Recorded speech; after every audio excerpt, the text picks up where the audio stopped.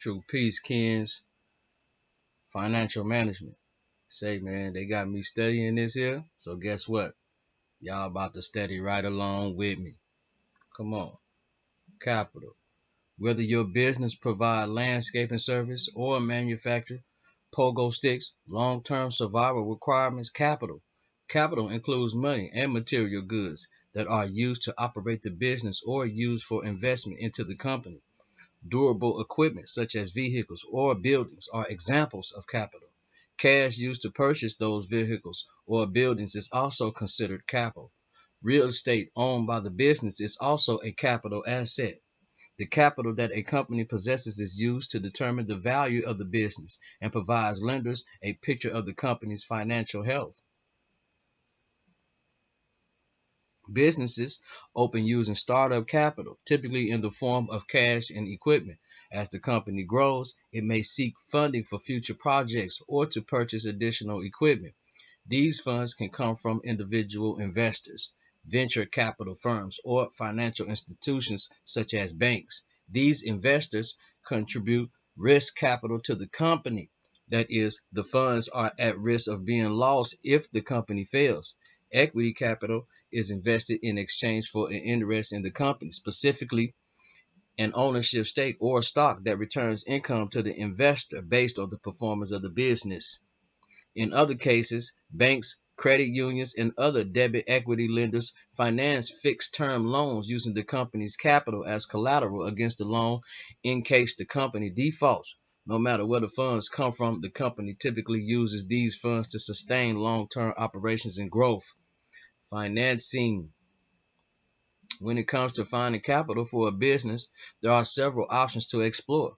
Government agencies such as the Small Business Administration (SBA) on both the federal and state level have programs that lend to small businesses. Most programs require that criteria must be met in order to be eligible for funding. For instance, African American and female owners can receive assistance based on their minority status. Such programs provide grants that do not need to be repaid, whereas others are structured as fixed rate loans. Venture capital firms look to invest in specific businesses and many times offer managerial guidance as well. The trade off when borrowing from this type of investor is that you give up your complete control of the company and a percentage of the company's profit for a period of time. Private investor angels are wealthy individuals or small groups that provide startup financing in exchange for an equity position in the company. They may require active or passive participation in day to day operations. Issuing stock to investors is another option for financing assistance. Stock can be issued to management, employees, or third party investors in order to generate funds. The stockholder would typically have a role in decision making regarding major objectives such as buying a competitor or purchasing a building. A company can obtain significant funding by making a stock offering on a public stock exchange. This is not used for startup purposes but can help an established company grow quickly. There is a formal process and heavy regulation when you are involved in this type of financing, and companies must have a certain amount of capital to qualify. An alternative way to get capital is through a sales leaseback of equipment that business owns. What happens here is the company that owns a large asset, typically machinery or real estate, sells the assets to a financing company that then leases the assets back to the business. This gives the business funds for operations while allowing it to continue to use the asset it previously owned. It also removes the debt from its financial reports, thereby making the company look more attractive to investors and other interest parties. Invoice factoring is another way to generate funds, though this type of financing is only available to well established companies. If a company bills its customers, there may be delay in payment. This negatively affects cash flow. It can mean using cash reserved to fund operations or having to delay activities until the debt is paid. Finance companies will purchase the outstanding debts by paying the business a percentage of the amount due. The difference in the amount is the cost of selling the invoices. It can be expensive to do this, especially if the accounts are long overdue.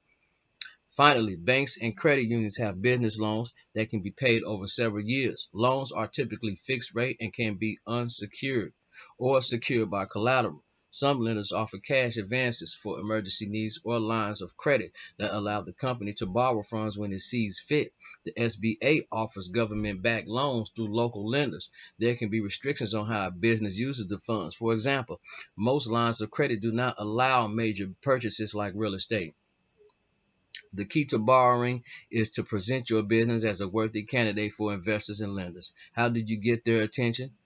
Business plan. First, you must create a business plan. This plan provides a roadmap for the company to follow over several years. It also provides lenders an idea of management qualifications, the company, financial health, operational expectations, and competitive activities. A typical packages includes the following: cover sheet, company name, location, and mailing address. Statement of purpose, describe the reason the business will exist. Business details include specifics about the business. Management, personnel, competition, operating procedures, competition and insurance coverage or regulatory compliance. Financial data lists all loan applications, capital available, balance sheets, a break-even analysis, no form, a pro forma projection for a 3-year period, and a cash flow statement. Okay. Supporting documents, copies of licenses, tax returns, leases, management resumes, legal papers such as franchise agreements, and letters of intent for suppliers. As you complete a business plan, determine the type of financing you will need. Experts suggest analyzing both your current and long-term needs. How long will available cash last? How will your cash flow from sales support ongoing operations and expansion projects? What do you expect for long-term purchases? By creating a business plan, you explain to yourself and others what you expect for your business. Your ability to repay financing is critical when it comes to the financial health of the business. Borrowing costs will still need to be covered during slow periods. Keep in mind that how you finance the future can determine whether the company succeeds or fails. Debt or equity. Once the plan is completed, the prospective borrower must apply for the financing. The approval process can take as little as a few hours for cash advances or as long as several weeks, such as for an SBA guaranteed loan through a bank. There are two primary forms of financing for business. Debt financing requires a fixed term to be repaid over a defined period, a process known as amortizing. Amortizing. The benefit of this form of financing is that the exact cost of borrowing is known and the repayment terms are fixed. A line of credit is a variation that requires fixed repayment terms once the funds are used. Some lenders offer a revolving line of credit, with which a borrower can reborrow the loan amount once the debt is paid. Okay. On the other hand, equity finances is provided by investors who want a return on their investment. This is typically arranged through an agreement that states the investor receives a percentage of a company's profit over a defined period.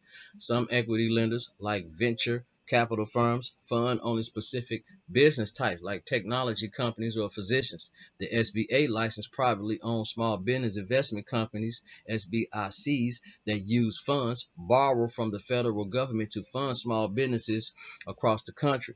The cost of this financing type is variable, so it could be more expensive than a fixed loans. Budget. During operations, a manager will typically review the costs associated with running the business. The most effective way to manage expenses is to create an operating budget, similar to a personal or a family budget. This plan will include income and expenses. Income should be categorized for each type of sale made. For example, if your company sells computers, there should be a category for unit sales on each variation of machines sold. And if you offer technical support or repairs for a fee, then include a category for each service you provide. Detailing each sale separately will help you analyze areas the company can focus on to develop more income.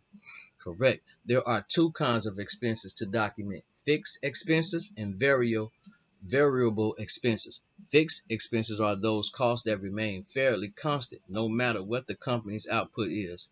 Items can include a rent, a salaries, some utilities like an internet connection, equipment leases, Insurance, licenses and permits, loan payments, variable expenses fluctuate with changes in sales or production output. Examples of these types include wages, some utilities like electricity, taxes, material or supply costs. Some costs may be stable for extended periods but fluctuate in response to circumstances. Examples include costs for advertising and marketing, legal fees, accounting expenses, consultant fees. Once you have developed a budget plan, create a pro forma budget by determining reasonable expectations for future operations. Simply extending the current figures would be a mistake. Make sure you account for potential slow periods. Allowing for income dips will assist the manager in designing the most effective and accurate budget possible.